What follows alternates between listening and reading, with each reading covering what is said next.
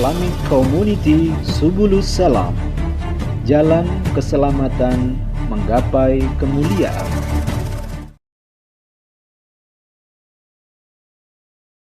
Tahu bahwa bunga bank itu haram, ya. Nah, siapa yang terkena hukumnya?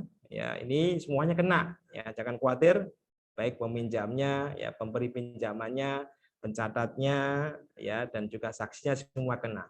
Ya, nah, kita akan lihat nih, Bapak Ibu, mungkin Bapak Ibu juga ada pertanyaan soal perbankan, ya, kira-kira seperti inilah, ya, beberapa pertanyaan. Ya, mengapa bunga bank kok haram sih, gitu ya? Katanya kok sayang banget kok haram Pak, padahal bank itu kan juga membantu saya loh Pak. Saya ini banyak terbantu modalnya dari perbankan. Kalau nggak ada bank gimana Pak usaha saya, gitu ya. Kemudian yang kedua, bolehkah kita menabung di bank? Kemudian yang ketiga, bolehkah kita menggunakan ATM? Ya, bagaimana sih bank syariah itu Pak? Ya, boleh nggak kita bertransaksi dengan bank syariah? Boleh nggak kita KPR syariah, deposito syariah, dan lain-lain di produk perbankan syariah, gitu ya. Ini pertanyaan-pertanyaan seputar soal perbankan. Nah, oke, Bapak Ibu, kita akan coba ulas satu persatu, ya. Jadi kita harus tahu tentang ilmu tentang riba. Nah, ini definisi riba secara syariah. Jadi riba adalah setiap tambahan bagi salah satu pihak yang berakad di dalam akad pertukaran tanpa ada tambahan. Ini di barang-barang ribawi atau ya tambahan sebagai pengganti dari waktu. Nah, membahas soal hukum bunga bank ini nanti kita akan bisa tahu bahwa ya riba yang ada di perbankan termasuk ke dalam jenis apa. Ini pertama kita lihat dulu ya, ilmu tentang riba, ya. Jadi yang pertama ada yang namanya riba fadl, ya. Jadi tambahan pada akad pertukaran antara barang-barang ribawi tanpa memberikan pengganti. Nah, apa itu barang ribawi? Yuk silakan kita hafalkan, ya. Ada 6 barang ribawi, ya. Emas, perak, gandum, korma, jawawut, dan garam. Ya, karena barang-barang ribawi ini ketika memperjualbelikannya ini punya kekhususan, ya, punya kaidah tertentu, tidak asal-asalan. Ya, nanti kita akan tahu ketika sudah aplikatif, ya, kita mau jual beli emas ya secara online apakah boleh, ya kan? Tidak ketemu orangnya, kemudian hanya via WA, kemudian barang dikirim, emasnya dikirim, ya. Uangnya sudah duluan, emasnya mungkin hadir 1-2 hari ke depan. Apakah boleh? Nah, itu juga nanti kita akan bahas, ya. Nah, ini contoh sederhana terkait dengan riba fadl, ini jelas ya. Emas 24 karat seberat 10 gram ditukar dengan emas 22 karat seberat 15 gram. Maka terjadi riba, ya. Ribanya berapa Bapak Ibu? 5 gram. Ya, jadi emas itu ketika dipertukarkan, ya, itu harus ya sama-sama beratnya. Kemudian ya ini jenis riba yang populer ya di tengah kehidupan kita, ya ini riba nasiah. Ya. Tambahan yang diberikan sebagai pengganti dari waktu atau tempo.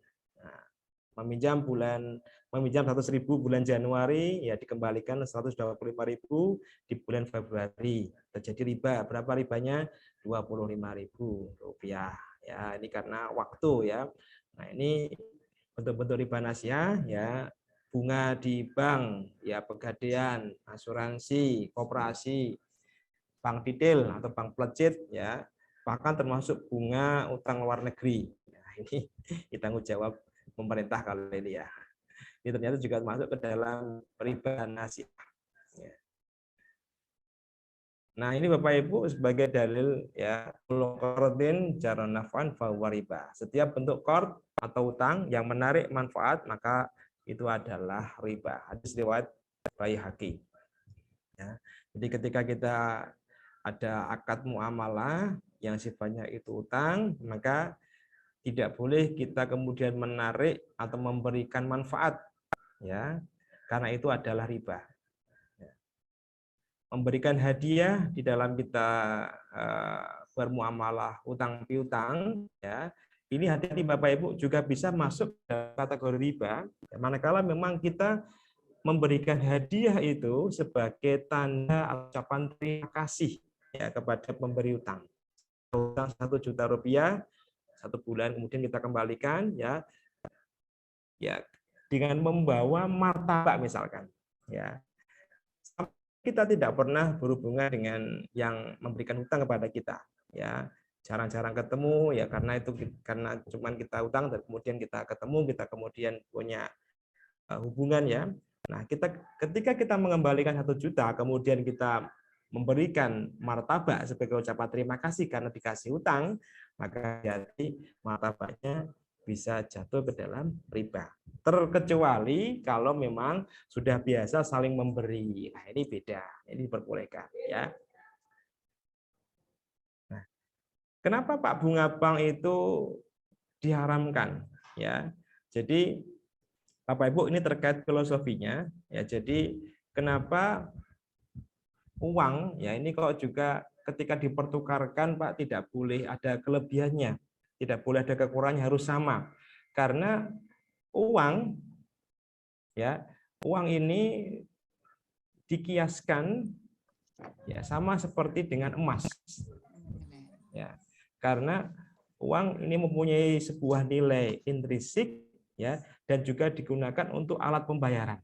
Maka sama persis dengan hukum emas. Ya, emas ada takarannya dan juga digunakan sebagai alat pembayaran. Ya, maka uang dihukumi dengan emas. Maka ketika ada pertukaran uang, ada aturannya. Jadi uang dikiaskan ya atau disamakan hukumnya dengan emas. Ya, ini filosofi kenapa terjadinya bunga di bank itu diharamkan, ya terjadinya penambahan pada akad-akad perbankan itu diharamkan karena uang dihukumi sama dengan emas. Nah, kira-kira kalau di bank syariah bagaimana? Gitu ya. Alhamdulillah sekarang ya di Indonesia sudah banyak bank syariah. Pertama kita apresiasi kehadiran bank syariah di Indonesia, kita menjadi mungkin nyaman ya. Di bank syariah itu kan Pak Satpamnya pakai peci seperti saya ya kan. Assalamualaikum Bapak, silakan masuk ya. Pegawainya pakai hijab semuanya, kita merasa nyaman deh. Kadang kalau pas adzan itu juga kita kemudian Pak, mohon maaf Pak sudah adzan zuhur, kita break dulu Pak untuk sholat berjamaah semuanya. Nah, nyaman ya kita ya. Nah, bagaimana kira-kira hukumnya ketika nanti kita bermuamalah dengan bank syariah, itu juga perlu kita ketahui ya teman-teman. Jadi tidak terus kemudian berlabel syariah menjadi sesuatu yang halal. Ya, belum tentu yang labelnya syariah itu otomatis langsung halal.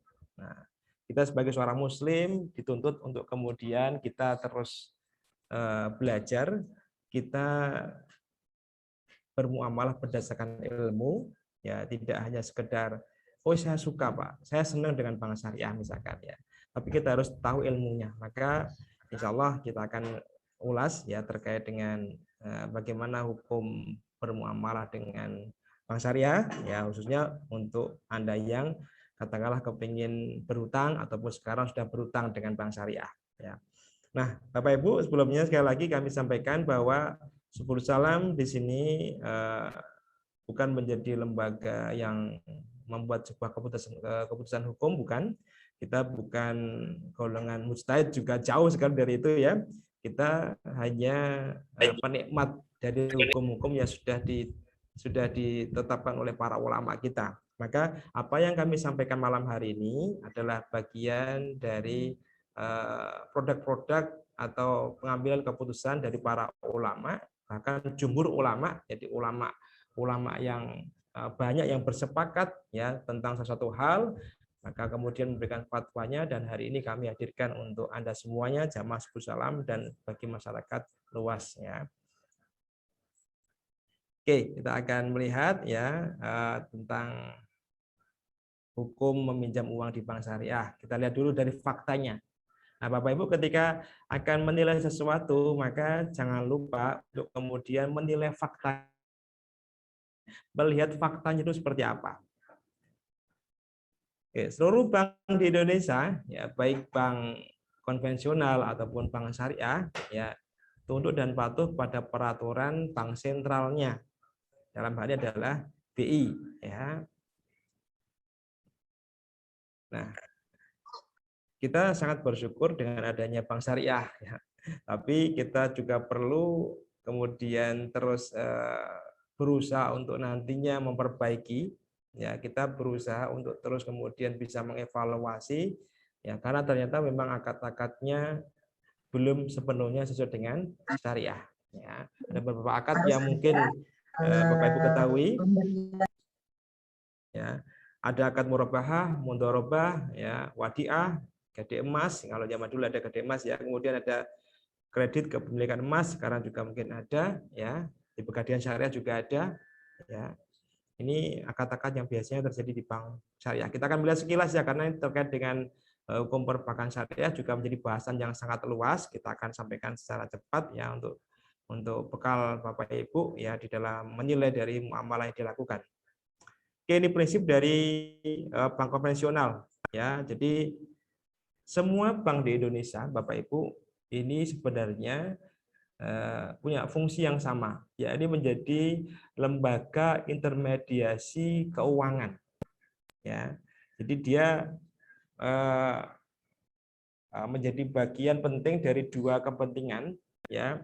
Jadi satu masyarakat yang kelebihan dana, kemudian satunya adalah masyarakat yang membutuhkan dana. Ya, dalam hal ini pertama adalah masyarakat yang kelebihan dana ini seperti kita yang menabung, ya kan, masyarakat luas yang kemudian kepengen uangnya aman, investasi dan segala macam, maka kemudian dia menabung ke bank. Ya, nah, salah satu sisi lagi masyarakat kekurangan dana, yakni para pengusaha, wira swastawan yang dia butuh modal untuk kemudian, ya, dia datang ke perbankan ingin mendapatkan modal dari usahanya. Nah, ini lembaga tengah-tengah adalah perbankan, ya. Orang menabung di bank dapat bunga, ya, diberikan iming-iming bunga. Orang meminjam ke bank juga diberikan kompensasi, harus membayar sejumlah bunga. Nah, bank mendapatkan, ya, spreadnya, mendapatkan selisih dari bunga pinjaman dengan bunga tabungan. Ini prinsip dari perbankan di Indonesia. Nah, kita juga lihat, ya, hampir sama untuk secara prinsipnya, namun yang menjadi sumber keharaman, ya, di bank itu kan adalah bunga, maka kemudian bunganya diganti dengan bagi hasil kalau di bank syariah, ya, dan juga di BMT, ya. Nah, ini yang juga perlu kita telah, Bapak Ibu, ya. Apakah bagi hasil yang terjadi di bank syariah itu sudah benar-benar sesuai syariah ataukah belum? Ini yang patut kita lihat. Jadi tidak hanya soal nama, tidak hanya soal penggantian nama, tapi secara hakikatnya kita harus menilai apakah akad-akadnya sudah betul sesuai dengan syariah atau masih bermasalah. Katakanlah mungkin, ya, hampir sama dengan akad-akad di perbankan konvensional atau tidak. Ini kita harus menilai seperti itu, ya.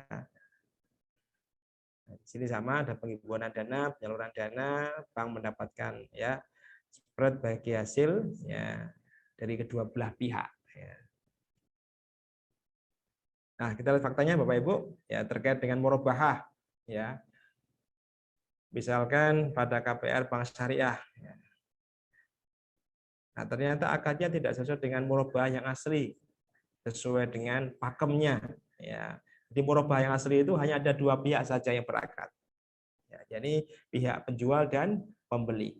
Namun yang terjadi di murabahah di bank syariah, ya, murabahah KPP itu murabahah kepada pemesan, ya, pemesan penjualan, ya. Jadi ada tiga pihak yang berakad, yakni pembeli, bank syariah, dan penjual. Ya, di sini terjadi multi akad, ya. Bank menjual tanpa memiliki barang, ya, dan adanya akad penjualan tanpa barang yang tidak bisa dibatalkan. Ya, jadi multi akad di sini, ya, bank di sini sebenarnya tidak mempunyai barangnya, ya, dan dia menjual sesuatu yang belum ada. Ya, ini juga perlu kita perhatikan, ya. dan adanya akad penjualan tanpa barang yang tidak bisa dibatalkan. Kemudian ya yang kedua, mudharabah bagi hasil di bank syariah ya. Bank di sini berperan ganda ya sebagai pengelola modal dari para nasabah sekaligus ya memberi modal kepada pelaku usaha. Dan sesungguhnya ya ketika akadnya itu hutang piutang maka bukanlah mudharabah. Kata Imam Nawawi, tidak dibenarkan bagi pelaku usaha mudharib untuk menyalurkan modal yang ia terima kepada pihak ketiga dengan perjanjian mudharabah. Jika ia melakukannya, maka ia keluar dari akad pertama dan hanya menjadi wakil pihak pertama tanpa boleh mensyaratkan mendapat keuntungan. Ya, jadi di sini bank ini ya, dia pertama mengaku sebagai pengelola ketika menerima dana dari para nasabah. Kemudian setelah ada uang, dia kemudian bertindak ya berlaku sebagai sohibul mal, ya pihak yang punya harta menawarkan kepada orang-orang yang membutuhkan modal. Nah, di sini bank berperan ganda dan ternyata itu tidak diperbolehkan secara syariah, ya. Dan sejatinya ya akad yang terjadi adalah akad utang piutang antara pihak bank syariah dengan nasabah. Ya, buktinya apa Bapak Ibu? Biasanya ketika kita berhutang di bank syariah itu tetap ada agunannya. Ya, agunan kalau ketika nanti kita ada masalah, ya maka kemudian ya agunan yang ada kemudian bisa jadi dilelang dan sebagainya. Ya, padahal di akad mudharabah yang asli, ketika seseorang itu menerima dana dari pihak sohibul mal, maka benar-benar pihak sohibul mal ini percaya ya menyerahkan hartanya kepada pihak pengelola untuk dikelola tanpa kemudian menarik jaminan dari pihak pengelola dana tersebut. Ini yang asli dari syirkah mudharabah ya. Oke, lanjut ya. Kemudian bank syariah tidak siap menanggung kerugian. Ya. Ya, jelas ya, karena uang yang dikelola oleh bank syariah itu kan bukan uang dia sendiri, tapi uang dari nasabah. Ya, padahal ketika berakad syirkah mudharabah, pihak sohibul mal yang punya harta itu beresiko kehilangan dananya. Karena namanya usaha itu ya kadang berhasil, kadang tidak. Ya, kadang sukses, kadang bangkrut, kadang gagal. Nah, sebenarnya seperti itu kan orang berusaha ya. Tapi kalau kemudian ya pihak pemberi dana ini kemudian dia tidak mau kehilangan dananya, pokoknya kalau saya bekerja sama dengan Anda itu harus sukses. Nggak boleh tuh uangnya hilang. Ya, harus kembalikan. Berarti ini utang piutang, bukan syirkah. Kalau syirkah, ketika pengelola itu kemudian sudah bekerja keras, sudah kemudian amanah, dia profesional, ternyata dia itu kemudian usahanya gagal, maka ya dia kemudian tidak bisa dimintai pertanggungjawaban, harus mengembalikan uang dari sohibul mal atau pemodal.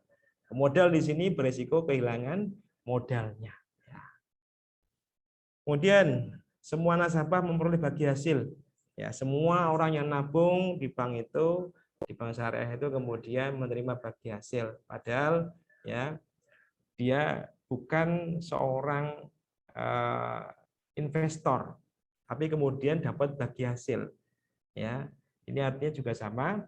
Jadi pihak nasabah, ya, pihak nasabah itu sebenarnya adalah memberikan hutangan kepada pihak bank syariah untuk kemudian dikelola, dan bank syariah memberikan kompensasinya berupa bagi hasil kepada nasabah tersebut. Ya, ini produk-produk seperti investasi di bank syariah, ya ada mungkin ada deposito syariah, ya dan sebagainya. Ini ternyata juga ada ribanya di situ. Ya. Kemudian akad wadiahnya, ya, akad titipan yang dilaksanakan di bank syariah juga ternyata melanggar ketentuan syariah, ya, karena akad titipan yang sebenarnya itu ya benar-benar menitipkan sesuatu kepada seseorang untuk dijaga, ya, bahkan tanpa imbalan. Nah, ketika kemudian harta kita yang kita titipkan itu kemudian dipergunakan, ya, maka ini sejatinya bukan akad wadiah lagi. Yang namanya titipan, ya, ini ya benar-benar seperti pada saat kita ke masjid, ya, mungkin pas Jumatan, bapak-bapak itu menitipkan sepatunya, sandalnya ke tempat penitipan. Ada safe depositnya, ya, ada box-boxnya untuk meletakkan sepatu-sepatu kita, sandal-sandal kita. Maka sang penjaga tidak mungkin dia memakai sepatu kita untuk jalan-jalan. Dipakai kok bagus sepatunya, saya pakai dulu. Enggak, ya. Jadi yang dikembalikan nanti ketika kita selesai Jumatan, ya sepatu kita lagi, ya, sepatu kita yang sama, ya, sandal kita yang sama, yang kusem, yang apa, ya sama persis, tidak kemudian dikembalikan berupa barang yang lain. Jadi kalau akad wadiah yang asli, maka ketika uang yang kita titipkan kepada seseorang, ya, nomor serinya masih sama, ya, bentuknya sama, lecek-leceknya juga sama, ya, tidak kemudian kalau kita menitipkan 50 ribuan sejumlah katakanlah 50 lembar, kemudian nanti, ya, kembali ke kita berupa uang 100 ribuan, itu sudah tidak titipan lagi. Karena apa? Sejatinya uang kita dipakai oleh pihak bank, ya, maka ini akadnya adalah akad qard atau akad hutang. Ya, kalau akad hutang itu berbeda kepemilikan. Kita berutang 1 juta pada seseorang, kita gunakan uang tersebut untuk kepentingan kita, yang penting kita kembalikan nanti 1 juta. Ini namanya akad qard, ya, akad hutang. Nah, itu yang terjadi Bapak Ibu, ternyata memang masih belum sesuai dengan syariah. Ya. Nah, ini juga gademas yang dilaksanakan, ya, juga sama tergolong multi akad, ya, ada akad rohon atau jaminan dicampur dengan akad ujroh, ya, akad upah. Ini hukumnya haram. Nah, kita akan jelaskan terkait dengan multi akad, Bapak Ibu, ya. Apa itu multi akad? Jadi satu akad, ya, maaf, 2 akad atau lebih, ya, yang dijadikan satu akad secara bersamaan, saling mengikat, tidak bisa dilepaskan, seolah-olah memang satu akad. Ini yang namanya multi akad, dan ini ternyata dilarang oleh Rasulullah Muhammad SAW. Oke, kita bahas selanjutnya, ya, tentang kartu kredit, Bapak Ibu, ya. Kartu kredit ini mungkin Bapak Ibu juga sudah pernah tahu. Ada yang sudah pernah memilikinya? Angkat tangannya coba. Ya, sudah pernah pakai, ya. Bapak, kenapa dengan kartu kredit, Pak? Kalau saya memakai kredit dan itu tepat waktu pengembaliannya, nggak ada masalah, Pak. Saya gesek kartu 3 juta, saya kembalikan bulan depan sebelum jatuh temponya, kembali hanya 3 juta. Nggak ada bunganya, Pak, nggak ada tambahannya. Betul seperti itu, ya. Nah, kenapa kok bisa kemudian ini juga jadi masalah buat kita? Hati-hati Bapak Ibu, ini juga jebakan, ya. Ini jebakan riba juga. Ya. Di sini ada bunga dan denda keterlambatan. Ya, betul, ya.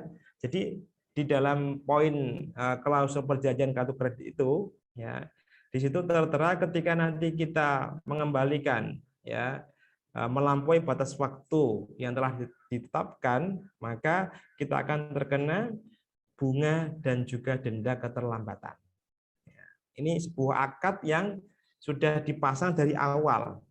Ya, maka ketika kita memakai kartu kredit, ya, kita jelas menyetujui sebuah akad yang diharamkan, dan ini hukumnya tidak boleh, ya. Akadnya termasuk ke dalam akad batil, maka tidak boleh kita ikuti, ya. Yang kedua, di dalam kartu kredit ini jelas ada ribanya. Di mana ribanya? Biasanya dalam kartu kredit ini ada yang namanya annual fee, ya, atau iuran tahunan. Nah, ini juga riba ternyata, ya. Kita dikasih platform utang sekian, ya, nanti setahun kali kita membayar iuran tahunan. Apapun namanya Bapak Ibu, hati-hati karena riba itu banyak nama, ya. Jadi bunga, jadi bagi hasil, biaya administrasi, biaya keterlambatan, ya, denda, penalti, itu riba semuanya. Ya, jadi kita harus hati-hati, jangan tertipu soal namanya. Oke. Nah, ini ya terkait dengan tadi kita sudah membahas soal riba fadl, yakni riba pada barang-barang ribawi, ya termasuk tadi yang utama adalah soal emas, ya. Nah, bagaimana hukum soal jual beli emas online? Nah, sekarang Bapak Ibu, saya juga tahu di tempat kita, di sekeliling kita banyak teman-teman kita yang kemudian sekarang beraktivitas untuk jual beli emas secara online, ya. Jadi ada perusahaan besar yang kemudian dia menawarkan untuk membuka keagenan, distributor dan segala macam menjual emasnya, ya. Jarak jauh bisa, yang penting uang masuk, kemudian nanti bisa dikirimkan emasnya, ya. Jadi yang terjadi di dalam jual beli emas online ini biasanya, ya, akadnya sudah terjadi, ya, tapi barangnya hadir belakangan. Nah, ini bagaimana hukumnya terkait dengan jual beli emas, ya. Hukum syariah harta ribawi khusus emas, perak, gandum, jewawut, kurma dan garam, ya. Jika ditukar dengan barang yang sejenis, misalkan emas dengan emas, ya, maka syaratnya cuma dua, ya, harus serah terima kontan. Ya, dan yang kedua tidak ada tambahannya. Ya, jadi ini yang perlu kita perhatikan Bapak Ibu, ya. Jadi harus serah terima secara kontan dan tidak ada tambahannya. Artinya memang ya sesuai dengan apa yang tadi disepakati. Ya. Kalau kita sekarang jual beli online yang terjadi berarti kan kita biasanya jual belinya sekarang, barangnya hadir belakangan karena terkait dengan waktu pengiriman dan segala macam. Nah, ini ternyata tidak diperbolehkan. Ya.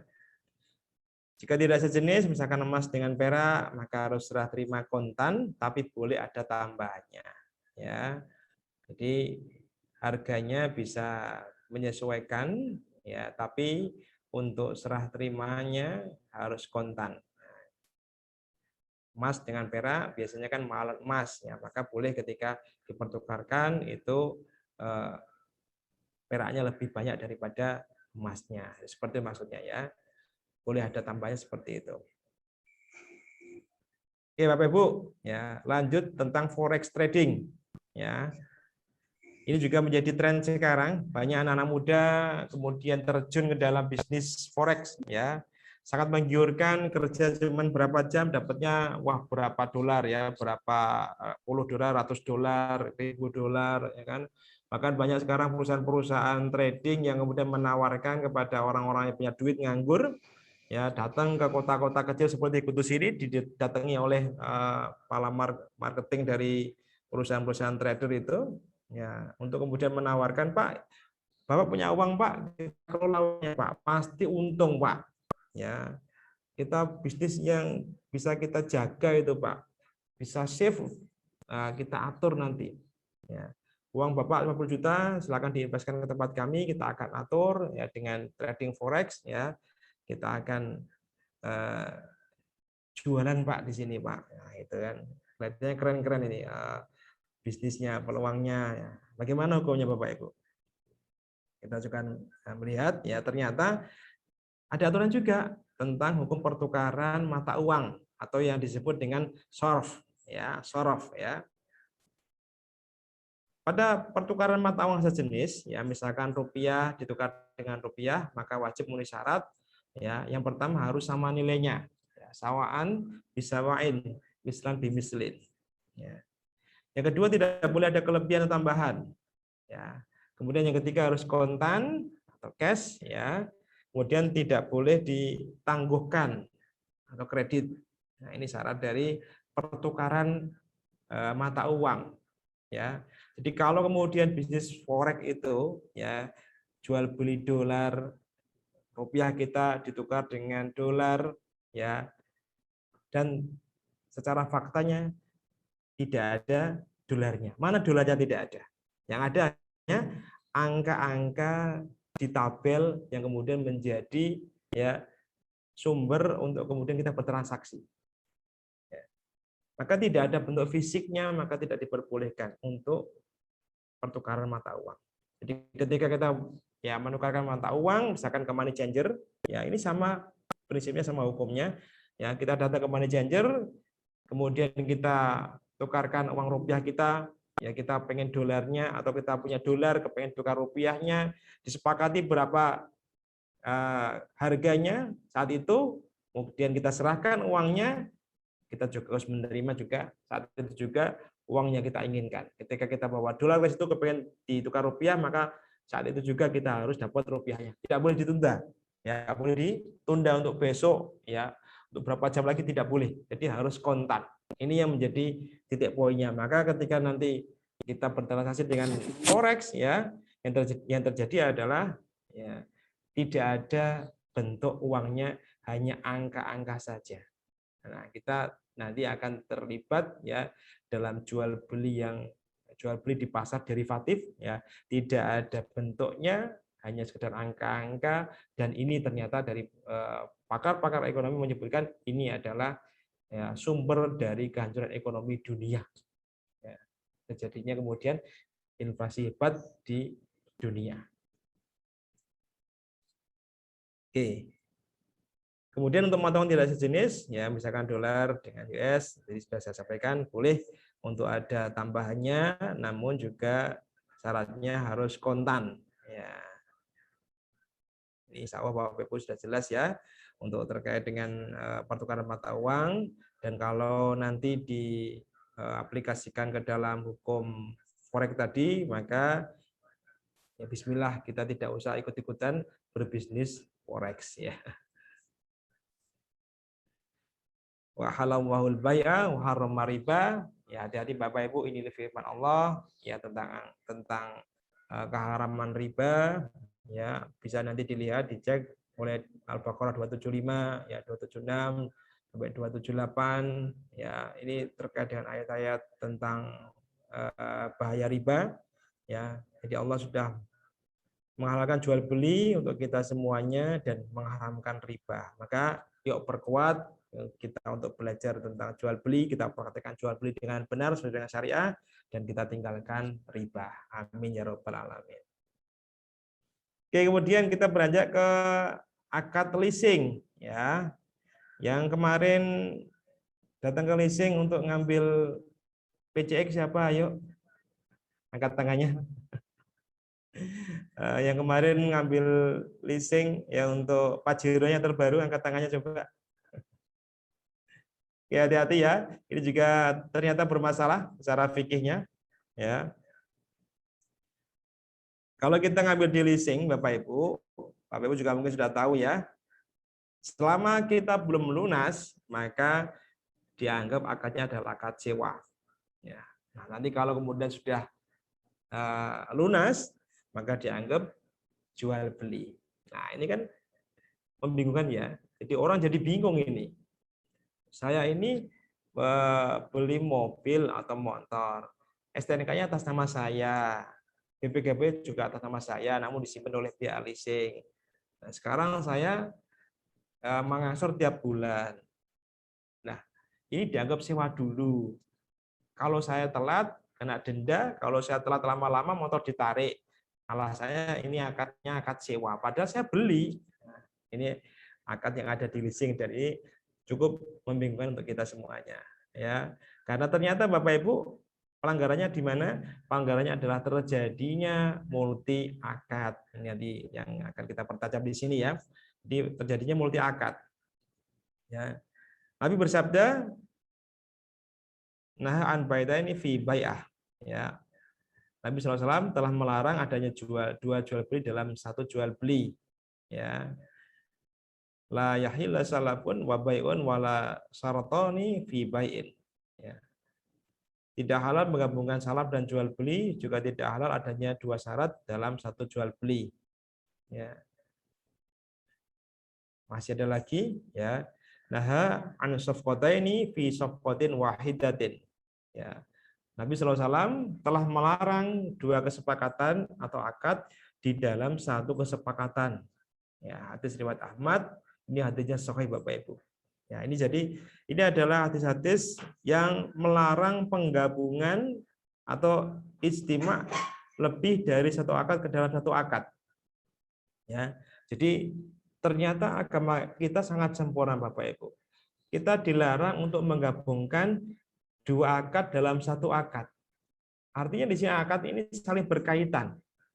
Kalau orang Jawa bilang gandeng geret, ya, tidak bisa dipisah-pisahkan. Dulu sempat heboh kan, di Jogja itu ada seorang janda cantik ya yang kepengen dinikahi, tapi syaratnya harus beli rumahnya seharga 1 M. Ya, jadi boleh nikahi saya, tapi harus beli rumah saya. Kira-kira bisa enggak Bu kalau saya cuma nikahi tok gitu ya? Enggak boleh. Ya, harusnya beli rumah saya ya dan nikahi saya, atau nikahi saya dan harus beli rumah saya. Pokoknya tidak bisa lepas. Ini namanya dua akad jadi satu akad ya. Tadi akad jual beli dicampur dengan akad nikah. Nah, ini orang kan bingung ini ya. Jadi kenapa multi akad dilarang ya? Karena multi akad ini merusak konsekuensi akad atau muqtadul akad. Ya, jadi kalau akad itu ternyata Bapak Ibu punya satu konsekuensi yang berbeda di masing-masing akad. Ya, jadi setiap akad itu punya satu konsekuensi yang membedakan dengan akad-akad yang lainnya. Akad jual beli apa itu muqtadul akadnya? Apa konsekuensi akadnya? Akad jual beli itu konsekuensinya adalah berpindahnya kepemilikan ya dari penjual kepada pembeli. Uang pembeli pindah kepada tangan penjual. Ini adalah muqtadul akad. Akad sewa ya, ini berpindahnya kemanfaatan ya dari yang mempunyai barang ya kepada yang penyewanya ya. Seperti ini. Jadi yang penyewanya membayar jumlah uang karena dia dapat manfaatnya. Nah, kalau dicampur seperti tadi di leasing ya, ini membingungkan. Ini yang jelas akadnya apa? Nah, makanya dalam Islam ya benar-benar ini dilarang terjadinya multi akad. Dan ini memang ya pendapat tentang multi akad ini ya dalilnya sahih, namun di luaran sana memang terjadi perbedaan pendapat ya khususnya di Dewan Syariah Nasional MUI. Ini terkait dengan multi akad memang para ulama di MUI berbeda pendapat, makanya mungkin Bapak Ibu bertanya-tanya, oh, Pak, bank syariah itu kan sudah ada labelisasi dari MUI, Pak. Sudah ada pengawasan dari MUI. Ya, terkait dengan mungkin nanti kita bahas misalkan apa ya, asuransi syariah, ya multi level syariah. Itu ada dari MUI semuanya loh, Pak. Itu kenapa kemudian kok bisa berbeda ya? Nah, ini karena memang Bapak Ibu ya pendapat itu yang banyak juga ya. Dia pendapat jumhur ulama dunia mengatakan seperti ini. Ya, pendapat mungkin MUI juga mengatakan seperti ini. Nah, ini kita bagaimana Bapak Ibu? Ya. Maka sejatinya seorang muslim itu harus berpegangan kepada ilmu. Ya. Sekalipun kita orang awam, kita juga berhak dan kita wajib untuk kemudian mendalami ilmu agama kita. Para ulama sudah memberikan fatwa-fatwanya kepada kita.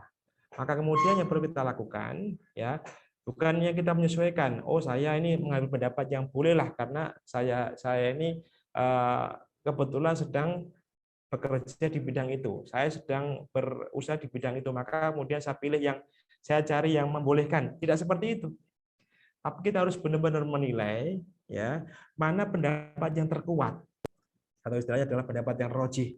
Ya, kita benar-benar harus ya berikhtiar untuk berusaha untuk kemudian mencari pendapat yang kuat berdasarkan dalil-dalil yang disampaikan. Kalau memang dalilnya kuat, ya bismillah kita kemudian laksanakan. Kita pilih itu.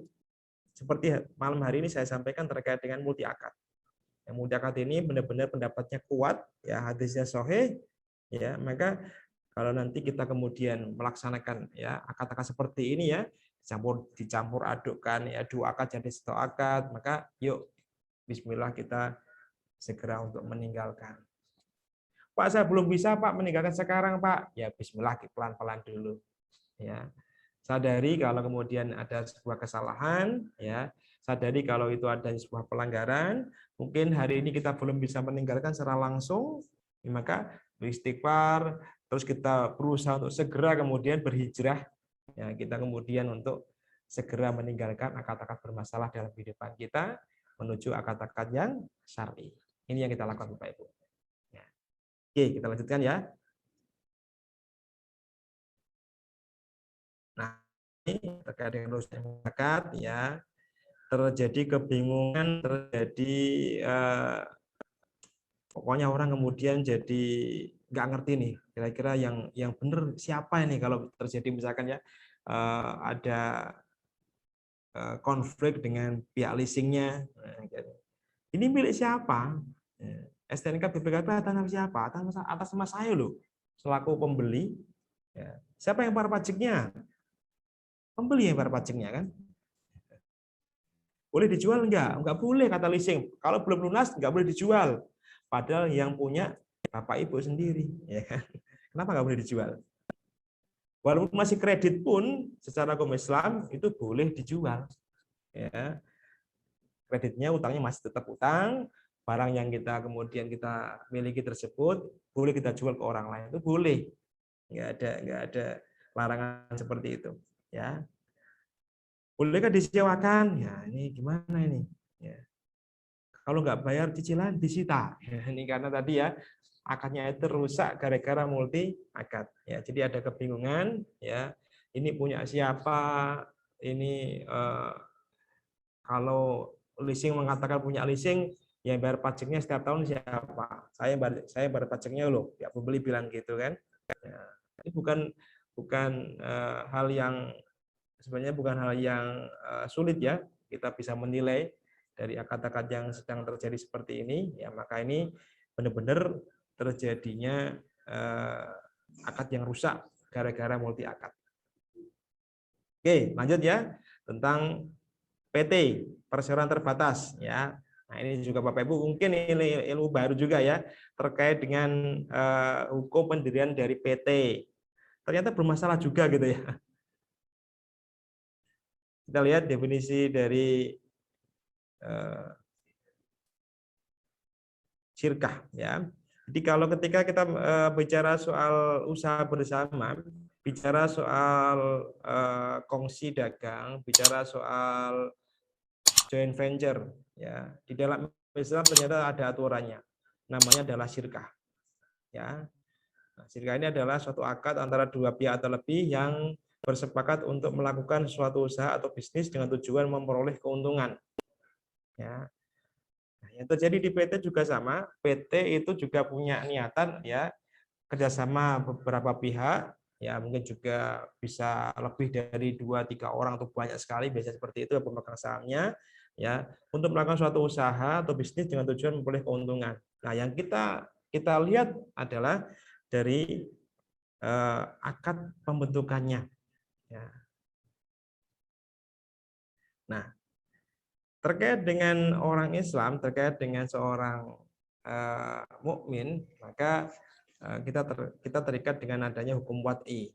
Ya, apa itu hukum wad'i? Hukum wad'i itu hukum yang mengatur tentang hukum taklifi. Hukum taklifi itu ada wajib, ya, sunnah, mubah, haram, makruh. Ya, ini jelas seperti itu. Kalau kemudian hukum wad'i ini hukum yang mengatur hukum taklifinya. Ya, ada sebab, ya, azimah, rukhsah. Ini bicara soal usul fikih ya, rada-rada berat. Jadi kita sampaikan secara sederhana saja ya. Jadi pada PT ini tidak ada dua pihak yang melakukan akad secara sempurna. Ya, tidak ada ijab dan qabul. Ya. Tidak ada pihak yang bertindak sebagai pengelola, yang ada hanya pemodal saja. Ya, jadi modal ketemu dengan modal. Pemegang saham ketemu dengan pemegang saham. Tidak ada orang yang benar-benar ditunjuk sebagai pengelola. Padahal di dalam syirkah Islam yang menjadi cirinya adalah ada pihak yang murni sebagai pemodal, ya ada pihak yang benar-benar jadi pengelolanya. Ini ciri dalam bersyirkah, ya. Jadi ada pihak yang jadi pemodalnya, ada pihak yang jadi pengelolanya. Harus jelas siapa itu. Nah, di dalam PT itu ternyata tidak ada kejelasan siapa yang jadi pengelola. Yang ada adalah orang kemudian membeli saham, ya, rapat direksi memutuskan, ya, siapa direkturnya, rapat komisaris pemegang saham kemudian memutuskan siapa pengelola, siapa direkturnya, ya, kemudian direktur membentuk staf dan segala macam, ya. Direktur di sini bukan pengelola modal, tapi orang bayaran dari para pemegang saham. Maka di sini ada, ya, saham ketemu dengan saham, modal ketemu dengan uang. Ya, jadi tidak ada pengelola yang resmi siapa. Kemudian keberadaan perseroan terbatas yang bersifat tetap bertentangan dengan syarak, sebab perseroan itu harusnya boleh bubar karena meninggalnya salah satu persero. Ya, seperti dalam syirkah Bapak Ibu, ya, syirkah itu bisa bubar, ya, bisa berhenti manakala memang ada salah satu pihak yang meninggal, menyatakan diri selesai, keluar dari syirkah, itu boleh kemudian dibubarkan. Ya. Padahal di PT itu bersifat tetap, ya. Ini juga melanggar dari aturan syirkah secara umum. Nah, kesimpulannya terkait dengan PT, ya, PT dianggap hanya merupakan kesepakatan sepihak saja terhadap syarat tertentu, ya, bukan merupakan kesepakatan dua belah pihak. Ya. Sehingga akad pembentukan di PT adalah tidak sah atau batil. Ya, pengangkatan dewan direksi tidak sah sehingga haram hukumnya. Ya, pengangkatan karyawan tidak sah sehingga haram hukumnya. Transaksi jual belinya juga tidak sah sehingga haram hukumnya. Ya, transaksi sewa menyewanya tidak sah sehingga haram hukumnya.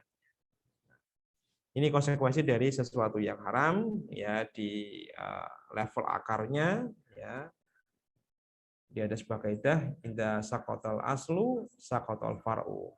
Ya, jika masalah jika asalnya itu, ya, jika hukum asalnya sudah, ya, bermasalah, ya, maka hukum-hukum cabang juga ikut bermasalah. Ya. Itu kayak dengan kaidah fikih seperti itu. Maka Bapak Ibu, kemarin ada pertanyaan, ya, terkait dengan PT ini, ya, bagaimana Pak kalau orang-orang yang bekerja di PT itu, karyawan, ya, staf dan segala macam yang sekarang bekerja di sebuah PT, kalau PT itu kemudian hukumnya adalah haram. Nah, menurut pendapat dari para ulama, ya, ini masih ada kelonggaran Bapak Ibu, ya. Kalau memang di PT itu kedudukannya itu bukan menjadi orang yang memutuskan sebuah kebijakan, ya, maka masih diperbolehkan. Artinya teman-temannya jadi karyawan, ya, jadi pekerja pabrik, di staf kantornya, ya, menjadi security-nya, ya, drivernya dan segala macam itu, ya, masih diperbolehkan karena dia memang bekerja, ya, akadnya adalah dia bekerja, dia kemudian memberikan tenaganya, ya, dia dapat upah, maka diperbolehkan. Tapi kalau kemudian di PT itu dia memegang sebuah kebijakan, ya, dia mungkin di jajaran dewan direksi, ya, dia di jajaran level-level manajer dan segala macam, hati-hati, ya, ini juga bermasalah karena, ya, terkait dengan tadi, ya, akad pembentukannya PT bermasalah, maka kemudian, ya, produk-produk turunannya semuanya jadi bermasalah secara fikih muamalahnya. Nah, oke, itu yang sesi pertama, ya. Saya akan share yang sesi yang kedua untuk dari akad bermasalah ini.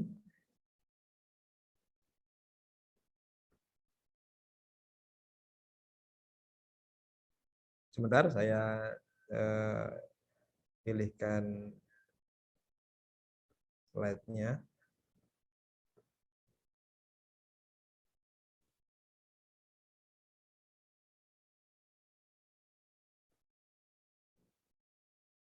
Oke, kita akan bahas tentang hukum asuransi. Ya, mohon izin saya pengen minum dulu Bapak Ibu, ya.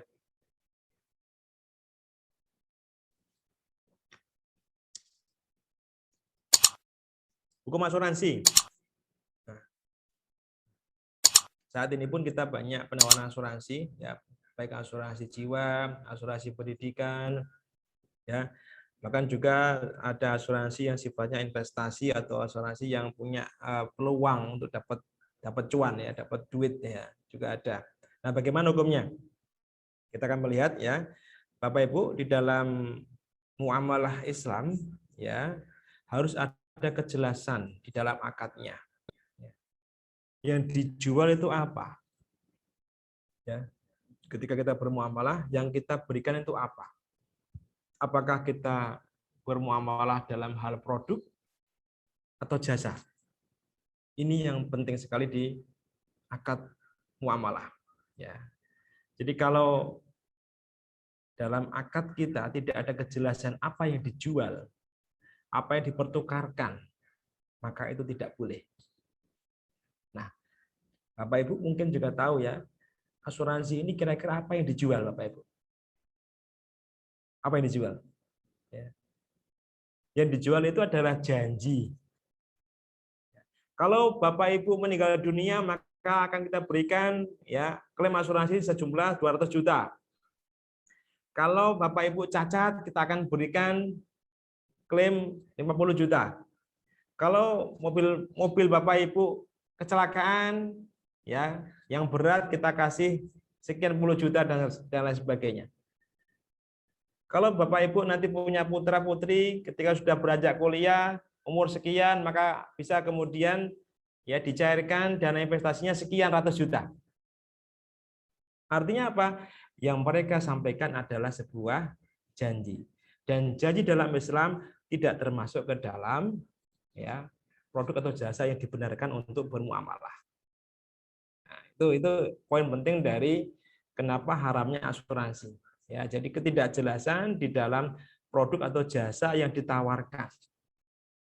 Janji bukan merupakan produk atau jasa. Ini perlu Bapak Ibu ketahui terkait dengan fundamentalnya larangan asuransi di dalam fikih muamalah Islam. Ya, jadi untuk hukum asuransi hukumnya haram, ya, karena ketidakjelasan di dalam muamalahnya. Nah, sekarang muncul juga, ya, kalau tadi ada bank syariah juga muncul, ya, asuransi syariah. Ya. Apa itu asuransi syariah? Asuransi syariah ini definisinya, Bapak Ibu, ya. Sekarang juga banyak dipromosikan, ya, pekerjaan untuk menjadi marketing baik freelance atau mungkin pegawai dari perusahaan-perusahaan asuransi syariah, ya. Asuransi syariah adalah usaha saling melindungi dan tolong menolong di antara sejumlah orang atau pihak melalui investasi dalam bentuk aset, ya, dan atau tabarruk yang memberikan pola pengembalian untuk menghadapi risiko tertentu melalui akad atau perikatan yang sesuai dengan syariah. Ya. Mereka selalu jual, mereka selalu promosikan adalah soal resiko. Ya, ini mengamankan resiko, Pak. Ini dengan ada seperti ini, Bapak Ibu akan nanti bisa ke depan, ya, tanpa resiko. Oke, kita lihat Bapak Ibu, ini dalil yang biasa digunakan oleh asuransi syariah, ya. Yang pertama adalah dalilnya adalah ta'awun, ya, tolong menolong. Wa ta'awanu 'alal birri wat taqwa wa la ta'awanu 'alal ismi wal 'udwan. Ini dalilnya, ya, biasa untuk digunakan, ya. Kita ini harus saling tolong menolong dalam kebaikan, ya. Makanya ayo sama-sama kemudian kita iuran uang, ya, kita kumpulkan, nanti kalau ada teman kita yang sakit kita berikan, kalau ada teman kita yang meninggal nanti kita berikan, kan gitu, ya. Ini dalil yang digunakan oleh teman-teman dari asuransi syariah. Kemudian tabarruk atau hibah. Ya, jadi ada dana nanti kita hibahkan kepada salah satu dari yang membutuhkan. Ya. Kemudian yang ketiga menggunakan hadis tentang kaum Asy'ariyin. Ini yang biasa digunakan juga. Ya, siapa kaum Asy'ariyin? Ya. Jadi kaum Asy'ariyin adalah satu kaum yang hidup di zaman Nabi. Ya. Hadis dari Abu Musa Asy'ari radhiyallahu anhu, Nabi SAW bersabda, kaum Asy'ariyin jika mereka kehabisan bekal dalam peperangan atau jika makanan keluarga mereka di Madinah menipis, mereka mengumpulkan apa yang mereka miliki dalam satu lembar kain, kemudian mereka bagi rata di antara mereka dalam satu wadah. Mereka bagian dariku dan aku pun bagian dari mereka. Ya, ini hadis ini ya yang dipakai dalil untuk halalnya asuransi syariah. Apa beda Bapak Ibu? Kalau yang terjadi dengan kaum Asy'ariyin ini, sudah ada bahaya dulu, sudah ada keadaan yang mengancam lebih dulu, maka kemudian mereka saling tolong menolong. Ya, sudah ada bahayanya ya, di depan mata, kekurangan pangan, peperangan, maka kemudian mereka itu mengumpulkan bahan makanannya untuk kemudian dibagi-bagi secara rata. Yang kekurangan siapa dikasih mungkin lebih, ya kan? Ya, masih ada mungkin juga dikasih tapi agak sedikit. Ya. Sudah ada bahayanya dulu, sudah ada hal yang benar-benar darurat, mengkhawatirkan di depan mata. Namun yang terjadi ya dengan pola asuransi itu belum ada bahayanya, ya hanya resiko yang disampaikan, ya resiko yang dijual, resiko yang dipromosikan, kemudian orang kemudian disuruh untuk berperilaku sama dengan kaum Asy'ariyin tadi. Ayo kita kemudian mengumpulkan uang sama-sama, yuk kita menjaga diri kita untuk masa depan kita. Belum ada bahaya yang tampak, belum ada bahaya yang kemudian mengancam jiwa saat itu, tapi ini kemudian dipakai ya polanya seperti seolah-olah kaum Asy'ariyin tadi ya harus kemudian saling bantu-membantu untuk menghadapi sebuah bahaya. Padahal beda sekali konteksnya, kaum Asy'ariyin sudah ada bahaya di depan mata, peperangan, kelaparan dan segala macam, tapi asuransi di tempat kita saat ini Bapak Ibu ini lebih kepada menjual janji ya untuk mengamankan resiko masa depan. Yang ini ya secara akidah pun bermasalah. Ya. Karena orang kemudian dia merasa ketakutan menghadapi masa depannya, merasa kalau tidak punya tabungan kemudian dia merasa khawatir tentang masa depannya, maka kemudian seolah-olah seperti menafikan kehadiran Allah SWT di tengah-tengah kehidupan kita. Ya, maka untuk asuransi ya yang konven maupun syariah hukumnya tetaplah haram. Ya. Sebab yang pertama hadis yang dipakai tidak tepat karena hadis tersebut ada bahaya dulu baru ta'awun. Ya, kemudian konsep hibahnya atau tabarruk yang dipakai juga keliru karena mengharapkan harta yang dihibahkan manfaatnya akan kembali lagi kepada yang memberi. Ya, jadi konsep hibahnya itu tidak murni, tidak ikhlas gitu ya. Hibah itu sesuatu yang kita berikan kepada orang lain dengan ikhlas.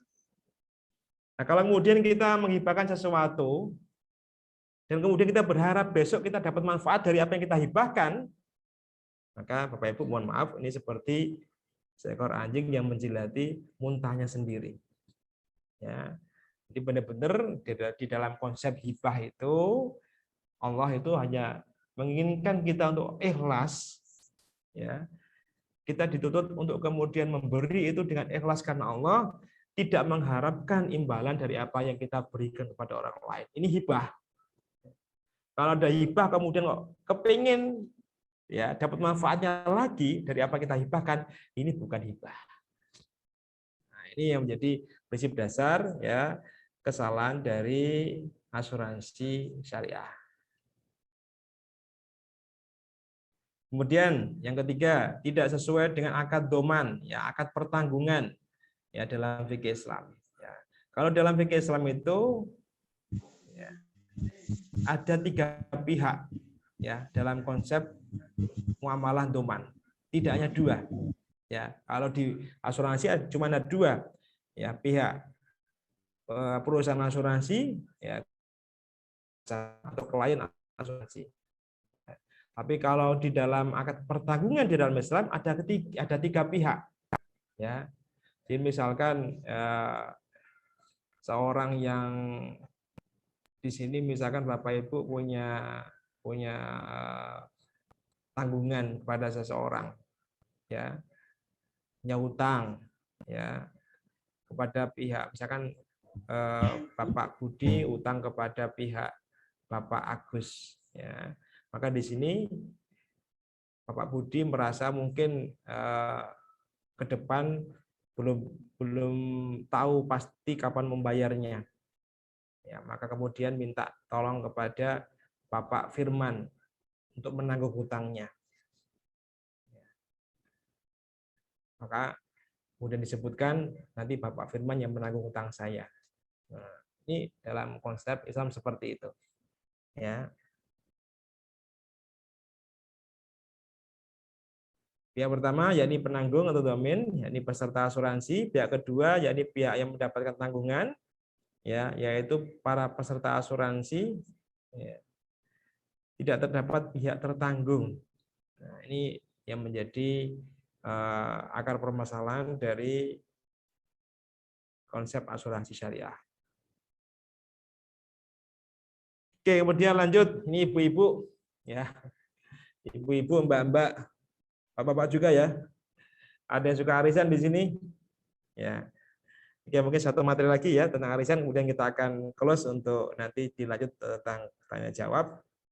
Ya, arisan, bagaimana hukumnya kira-kira? Ya, ini ibu-ibu sosialita, ya, arisan. Ternyata arisan ada juga di istilah Arabnya disebut jamiah al-muwazzafin, ya, atau al-qad al-ta'amuni. Arisan hukumnya boleh, ya, karena termasuk ke dalam akad qard atau pinjaman yang hukumnya juga boleh, ya. Namun jika melanggar hukum syarak tentang akad qard atau pinjaman, maka arisan hukumnya menjadi tidak boleh atau haram. Ya, jadi pada prinsipnya secara hukum asalnya itu diperbolehkan karena termasuk ke dalam akad qard atau pinjaman. Ya, jadi arisan kan seperti utang Bapak Ibu ya. Bapak Ibu diberikan utangan sejumlah uang, nanti kemudian dicicil ya per bulan bayar berapa. Ya, ini boleh hukumnya karena hutang itu boleh. Ya, jadi dalam Islam itu hutang itu diperbolehkan, hutang tidak haram. Ya, bahkan ada ulama yang berpendapat bahwa hutang itu hukumnya sunnah, tidak hanya mubah tapi sunnah. Itu juga dia menyebutkan seperti itu. Ya, namun jika kemudian hukum hutang piutang itu ada pelanggarannya, maka jadinya malah haram. Ya, ada ribanya, itu jadi haram kan? Nah, itu yang harus kita ketahui bersama. Ya, arisan seperti apa yang syar'i dan arisan seperti apa yang tidak syar'i. Nah, pertama hukum Islam, hukum arisan dalam syariah Islam, ya. Jumlah uang yang diperoleh pemenang arisan wajib sama dengan akumulasi iuran yang dibayarkan oleh seorang peserta arisan. Ya, selisih kurang atau lebih adalah riba.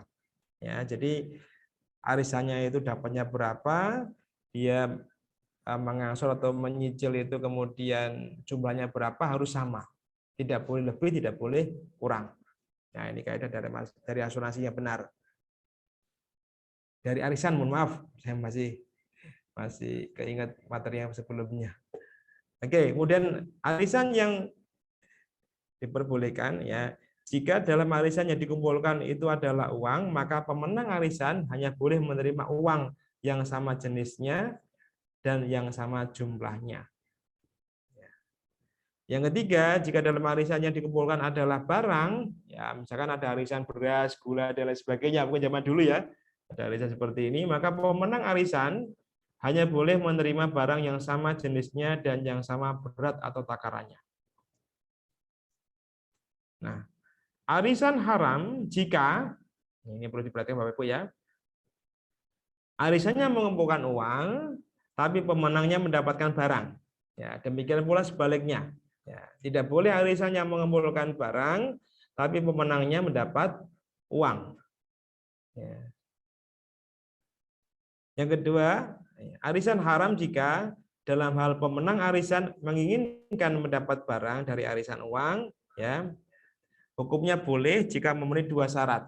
Ya, jadi kalau tadi ya arisannya mengumpulkan uang, ya, tapi peserta dapat barang nggak boleh. Ya. Kalau kemudian pemenang arisan menginginkan mendapatkan barang dari arisan uang tersebut, maka harus ada 2 syaratnya. Yang pertama, ya, pemenang arisan diberi opsi atau pilihan, yaitu boleh mengambil uang dan boleh pula mengambil barang. Ya. Pemenang arisan yang memilih opsi mengambil barang harus melakukan akad jual beli yang terpisah dengan akad arisan di awal. Artinya uangnya diserahkan dulu sepenuhnya, baru kemudian bertransaksi ya kepada yang punya barang. Nah, mungkin harus beda tempat ya, beda majelis ya. Jadi kalau di meja ini penyerahan uang arisannya, di meja yang sana kemudian ada jual beli atau transaksi pembelian barang di sana. Intinya memang ketika arisannya adalah uang, maka dapatnya juga harus uang. Jadi boleh barang langsung. Tapi kalau kemudian diserahkan uangnya dulu semuanya, nanti kemudian dibeli, ya transaksi sendiri terpisah, maka itu diperbolehkan. Nah, arisan haram jika biaya operasional atau konsumsi diambilkan atau dipotong dari uang arisan. Nah, ini yang menyebabkan jumlah atau total uang arisan yang menjadi berkurang karena kepotong dengan ada biaya adminnya, biaya operasionalnya, untuk biaya konsumsinya. Hanya kemudian ya seharusnya dapat 5 juta misalkan dipotong hanya dapat 4.500.000. Ya, ini tidak boleh ya. Jadi benar-benar yang seharusnya berapa sama antara yang didapat dengan yang disetorkan itu harus sama persis. Ya, nggak boleh ada kelebihan, nggak boleh kekurangan. Kemudian ada lelang dalam arisan. Ya. Jadi siapa yang berani ambil arisan nomor 1, dia berani kena biaya. Nah, ini yang sistem lelang ya. Jadi misalkan Bapak Ibu sebenarnya dapatnya genap 10 juta. Ya. Dengan adanya lelang, ya orang kemudian berlomba-lomba pengen dapat duluan, maka dia rela kemudian saya boleh dipotong itu 2 juta, tidak apa-apa. Yang penting saya dapat hari ini.